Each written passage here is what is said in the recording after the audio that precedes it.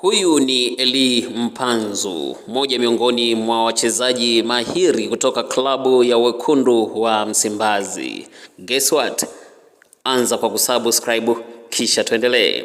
Eli Mpanzu ni mmoja miongoni mwa washambuliaji hatari mwenye skills kubwa na za kutosha. Actually hapa amepokelewa na Denzel, mmoja miongoni mwa matrainer ambao wanashiriki kuwanoa wachezaji lakini vivyo pia na watu mashuhuri kwenye gym.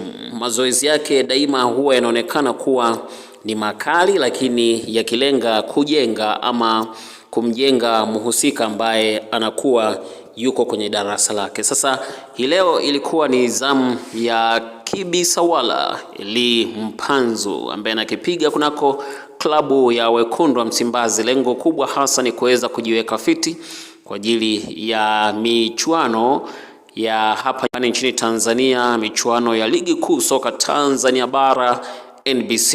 Lakini mbali na hilo vile pia kufahamu ya kwamba klabu ya Wekundu wa Msimbazi sofa inashika nafasi ya pili. Kwa hiyo kama ikiendelea hivyo, maana yake atakuwa anajifua vile kwa ajili ya michuano ya klabu bingwa soka barani Afrika ambayo iko chini ya CAF.